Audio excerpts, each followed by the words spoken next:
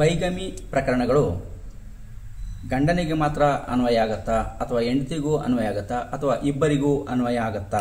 ಈ ಬೈಗಮಿಗೆ ಸಂಬಂಧಪಟ್ಟಂತೆ IPC section 494 ಇದಿದೆ.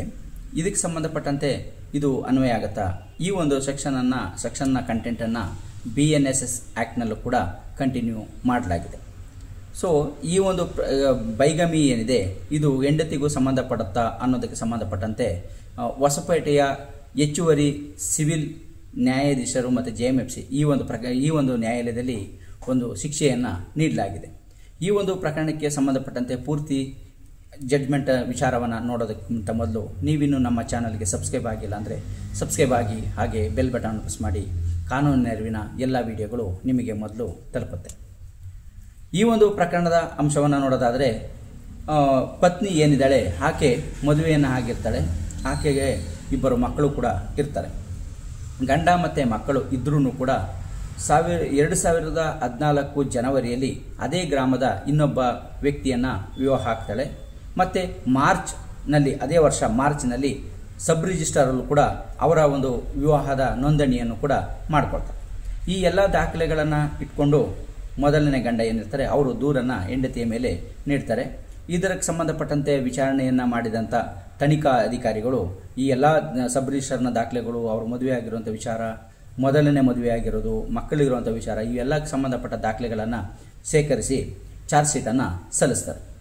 ಚಾರ್ಜ್ ಶೀಟ್ ಸಲ್ಲಿಕೆ ಆದ ನಂತರದಲ್ಲಿ ವಿಚಾರಣೆಯನ್ನು ಮಾಡಿದಂಥ ನ್ಯಾಯಾಲಯ ಇದರಲ್ಲಿ ಪ್ರಕರಣದ ಅಂಶ ಅಂದರೆ ಆರೋಪ ಏನಿದೆ, ಆರೋಪ ಮಾಡಿರುವಂಥ ಅಂಶಗಳು ಸಾಬೀತಾಗಿದೆ ಅಂತೇಳಿ ಹೆಂಡತಿಗೆ 2 ವರ್ಷ ಶಿಕ್ಷೆ ಮತ್ತು ದಂಡವನ್ನು ಕೂಡ ವಿಧಿಸಲಾಗುತ್ತೆ. ದಂಡವನ್ನು ಕಟ್ಟದೇ ಇದ್ದಂಥ ಪಕ್ಷದಲ್ಲಿ ಹೆಚ್ಚುವರಿ ಶಿಕ್ಷೆಯನ್ನು ಕೂಡ ಈ ಒಂದು ಪ್ರಕರಣದಲ್ಲಿ ವಿಧಿಸಲಾಗುತ್ತೆ. ಸೊ ಇಲ್ಲಿ ಇದು ಫ್ಯಾಮಿಲಿ ಮ್ಯಾಟ್ರ್ ಆಗಿರೋದ್ರಿಂದ ಪಾರ್ಟೀಸ್ ನೇಮನ್ನು ನಾನು ಇಲ್ಲಿ ಮೆನ್ಷನ್ ಮಾಡಲಿಕ್ಕೆ ಆಗ್ತಾ ಇಲ್ಲ.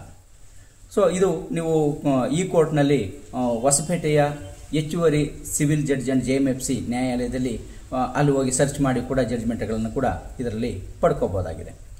ಸೊ ಈ ಒಂದು ಪ್ರಕರಣದ ಅಂಶವನ್ನು ನೋಡೋದಾದರೆ, ಪತ್ನಿ ಆಗಿದ್ದರೂ ಕೂಡ ಇಲ್ಲಿ ಎರಡನೇ ಮದುವೆಯನ್ನು ಕಾನೂನು ಬಾಹಿರವಾಗಿ ಅಂದರೆ ಮೊದಲನೇ ಗಂಡನಿಗೆ ಡೈವರ್ಸನ್ನು ಕೊಡದೆ ಮಾಡಿಕೊಂಡ್ರೆ ಅದು ಕೂಡ ಬೈಗಮಿ ಅಂಡರ್ಗೆ ಬರುತ್ತೆ ಅನ್ನೋದಕ್ಕೆ ಸಂಬಂಧಪಟ್ಟಂತೆ ಈ ಹೊಸಪೇಟೆಯ ಹೆಚ್ಚುವರಿ ನ್ಯಾಯಾಲಯ, ಸಿವಿಲ್ ನ್ಯಾಯಾಲಯ ನೀಡಿರುವಂಥ ತೀರ್ಪು ಮಹತ್ವದ್ದಾಗಿದೆ. ಸೊ ಹಾಗಾಗಿ ಯಾರೇ ಆಗಿರಲಿ, ಗಂಡನೇ ಆಗಿರಲಿ ಅಥವಾ ಹೆಂಡತಿನೇ ಆಗಿರಲಿ, ಅವರು ಡೈವರ್ಸನ್ನು ಕೊಡದೆ ಅವರು ಇನ್ನೊಂದು ಮದುವೆಯನ್ನು ಮಾಡಿಕೊಂಡ್ರೆ ಅದು ಕಾನೂನು ಬಾಹಿರ ಆಗುತ್ತೆ.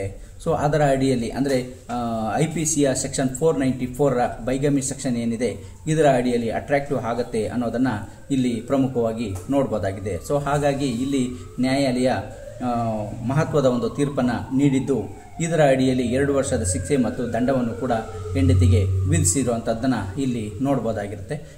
ಇದೇ ಪ್ರಕರಣದಲ್ಲಿ ಇನ್ನು ಉಳಿಕೆ ಆರೋಪಿಗಳನ್ನು ಏನು ಮಾಡಲಾಗಿತ್ತು ಅವರ ಮೇಲೆ ಸರಿಯಾದ ರೀತಿಯಲ್ಲಿ ಆರೋಪ ಸಾಬೀತಾಗಿಲ್ಲ ಅಂತೇಳಿ ಅವರೆಲ್ಲರನ್ನು ಕೂಡ ಇಲ್ಲಿ ಬಿಡುಗಡೆ ಮಾಡಿರುವಂಥದ್ದನ್ನು ಕೂಡ ಈ ಒಂದು ತೀರ್ಪಿನಲ್ಲಿ ನೋಡ್ಬೋದಾಗಿರುತ್ತೆ.